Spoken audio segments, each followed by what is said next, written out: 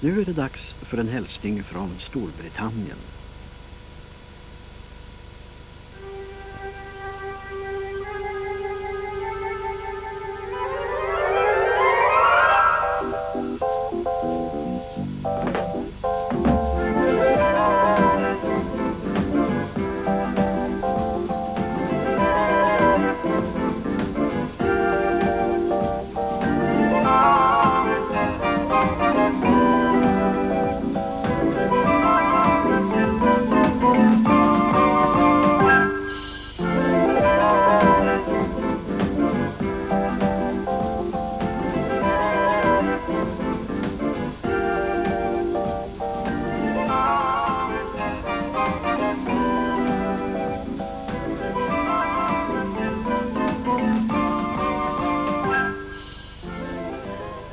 Tucked snugly beneath a patchwork of candy-coloured canopies, Britain's largest daily open-air market lies in the heart of Norwich.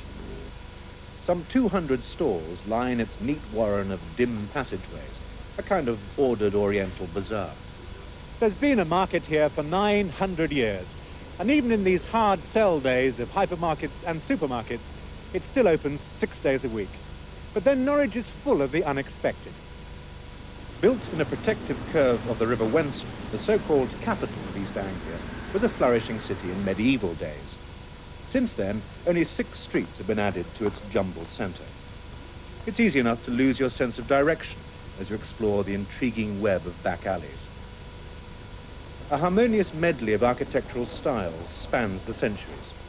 There's medieval flint, lopsided Tudor, and mellow Georgian.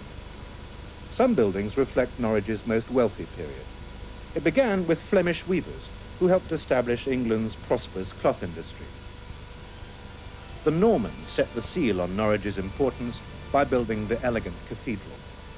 Stone was shipped from Caen in Normandy, each block just small enough for a workman to carry. Much of the city's turbulent history centres round the cathedral. Martyrs trudged across Bishop's Bridge, carrying the faggots with which they'd be burned at the stake. Citizens who rebelled against the church were forced to build this cathedral gate as a penance. The massive square-chested castle is also Norman. Now it's one of several museums in the city, housing a notable art collection from the celebrated Norwich School of Painting. In the ancient keep are just some of the hundreds of varied exhibits. They include the unique snapdragons, once used in civic pageantry. Far below, the dungeons imprison a gruesome past. Death masks of murderers, plaster molds made minutes after their executions. They were studied by phrenologists who thought the key to murderers' misdeeds lay in interpreting the bumps on their heads. The Victorians were horrified and fascinated by murderers. They captured them in pottery as mantelpiece ornaments. This part of the museum, with its terrifying instruments of torture, is a sort of mini chamber of horrors. Even this chair isn't what it seems to be. It's a 16th century ducking stool used to silence nagging wives and suspected witches. These dungeons feature on a macabre trail around Norwich, one of several guided city walks. After the castle and cathedral, this is Norwich's most popular attraction. The mustard shop doubles as an intimate museum, tracing the story of the Coleman family firm, said to have made its fortune from what was left on the side of the nation's plates. It's one mixed with tarragon and thyme. Good herby one, isn't it? Yeah. But there's enough going on to keep you firmly in the city centre. The courtyard of the oldest coaching inn, for instance, is now a popular bar. One part dates back to the 13th century. There are 2 theatres with regular shows and a puppet theatre inside a medieval church. You'll be amazed at what it is. Here it is, gold from Treasure Island. Several of these redundant medieval churches have now found new leases of life. It all adds up to a pleasing blend of the ancient and modern. And another of Norwich's medieval churches, St. Stephen's, has a very special claim to fame. This stained glass window has been used by the Queen to illustrate a royal Christmas card. Incidentally, if you're planning a short winter break, then check what's open. Some museums are closed on Sundays, and the castle dungeon is only open during school holidays. Only one city in the world has more than Norwich's 36 medieval churches. Yes, you've guessed it, Novgorod in Russia. You can see most of them here on a floodlit tour with a guide in your own car.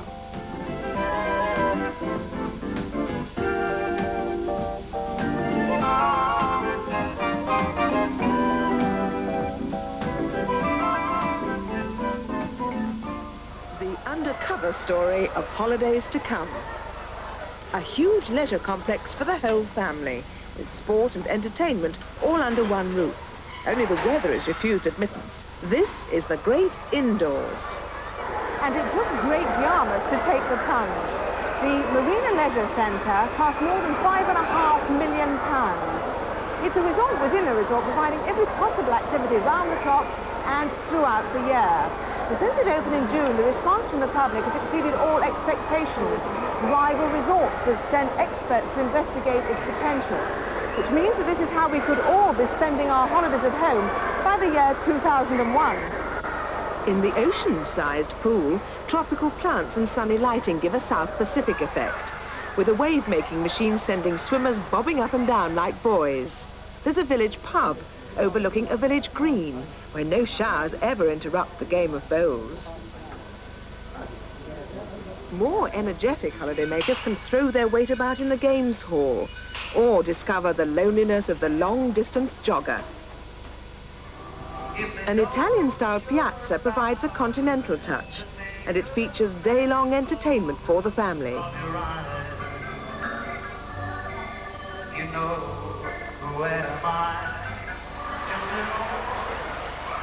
Beyond the windows of this waterproof fun capsule lies the real Yarmouth, fighting back with all the traditional seaside attractions.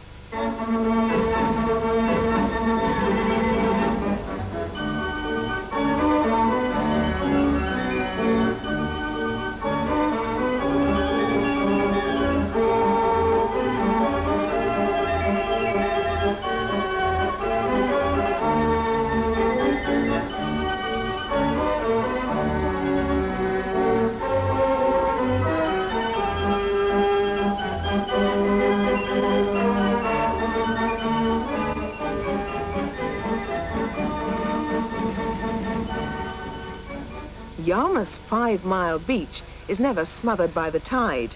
The average rise and fall is only 6 feet, one of the lowest in Britain. A Sahara on sea for the children.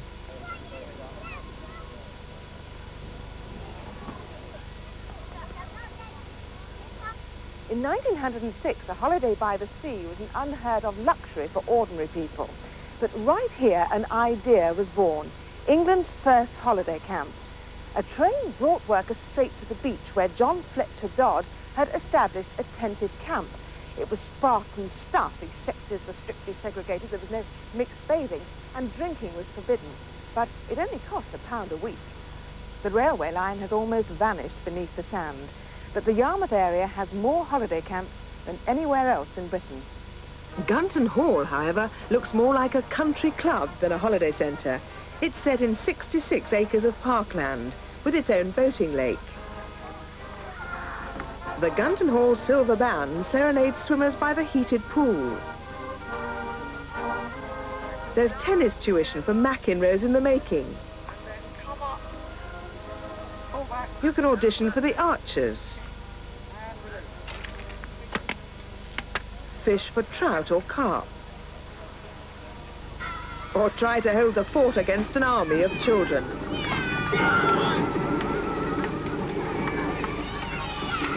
And past the children's bedtime, the nightclub gives grown-ups a touch of Montmartre. The modern brick-built chalets are softened by lawns and woodland. Rooms are well furnished, including early morning tea packs, and they all have their own bathrooms. Long before holiday camps and leisure centres, Yarmouth also got in first with this. Yes, Nelson's Column, but built in 1817, 20 years before London got round to theirs. Well, Nelson was born near here, and it was on the Norfolk Broads that he learnt to sail. Yarmouth is the gateway to the Broads, the flooded medieval peat diggings that provide 200 miles of cruising for 250,000 amateur admirals each year. If you haven't the Nelson touch, then you can sail the Broads in comfort on daily cruises from Yarmouth.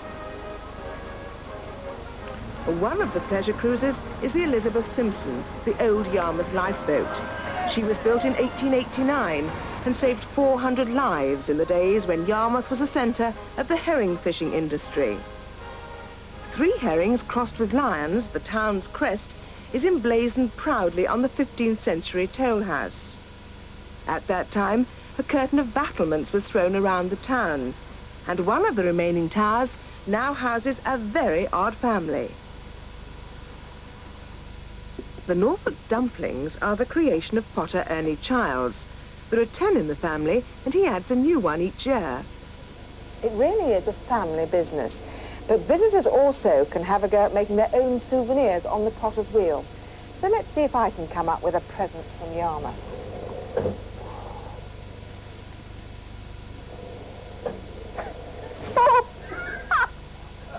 I think I ought to stick to writing postcards, don't you?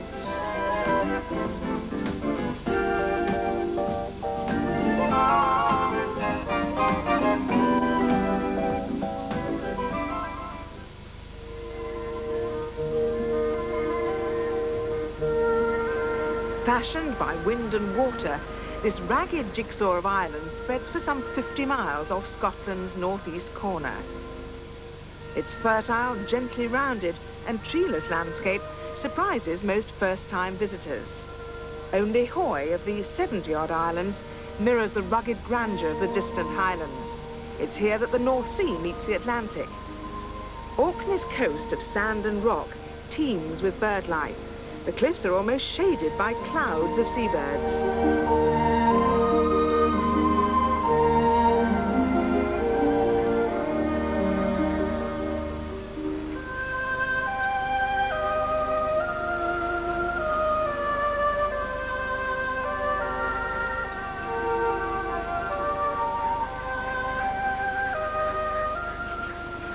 Early summer is the best time to see such spectacular sights as this at Marwick Head, when vast numbers of seabirds return to nest. One survey revealed over 35,000 guillemots and almost 10,000 kittiwakes crammed into less than 1 mile of coast. Inland, too, Orkney can provide some of the finest bird watching in Britain.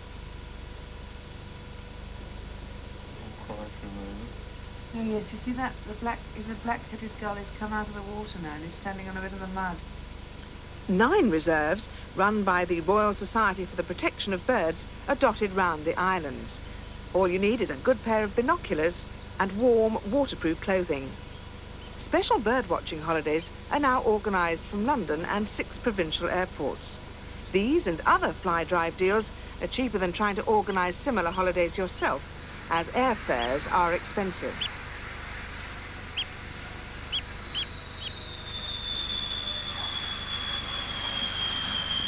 The packages use British Airways flights into Kirkwall. The jet age, though, has yet to reach the island's little airstrips.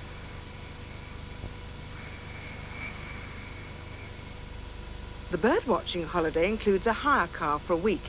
It comes with a free tank full of petrol, and that goes a long way on Orkney's uncluttered roads.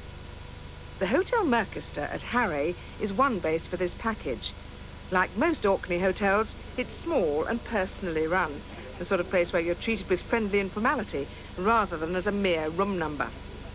Breakfast, dinner and a packed lunch are included in the package cost. Most bedrooms are on the small side and simply furnished. Only 4 of the 18 so far have a shower and loo, but all have wash basins, and there are 3 public bathrooms. Bird watching with a guide is not organised on this package. It's up to you to make your own arrangements. But the price does include these 2 booklets, which tell you where to go and what to look out for. The hotel specialises in angling, and packages for anglers are also based here. The fishing itself is free, as it is on all Orkney's lochs.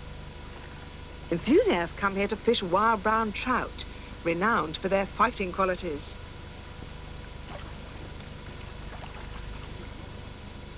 Successful anglers indulge in a nightly ritual of self-congratulation, showing off their catches on the hotel's hall table. Independent holidaymakers will find farmhouses are a cheaper way of staying in Orkney, and ferries linking the islands with northern Scotland are relatively inexpensive. Local ferries from here and other ports maintain low-cost shuttle services between the main islands. Stromness is one of Orkney's 2 towns. The other is Kirkwall. Pocket-sized perhaps, but it has an impressive cathedral, largely built by the Viking rulers of Orkney. For despite their remoteness, these islands have long been on the beaten track. They're an archaeological treasure trove. Skara Brae, for instance, some 5,000 years old, is the best preserved prehistoric settlement in Europe. Far from the popular conception of cave dwellers, Stone Age man lived with a modicum of comfort. Stone box beds, and they'd have been softened with heather and animal skins, with cupboards above. A dresser for food and pottery, and a water box for keeping the fish fresh. Another wonder of that age is the stone burial chamber of Maes Howe. When the Vikings invaded Orkney thousands of years later, they may have plundered the tomb of its treasure, as these Norse runic inscriptions infer. This inscription here says that there is still treasure in the northwest, and lucky he who finds. Has the treasure ever been found? There was a treasure found in the northwest which contained brooches and coins. Where is it now? It's in Edinburgh Museum. There's more to Orkney than you might think, and because it's so far north, much more daylight in which to see it all. In midsummer, you can even read a newspaper at midnight. Mind you, you have to wait till Monday lunchtime to get your Sunday papers.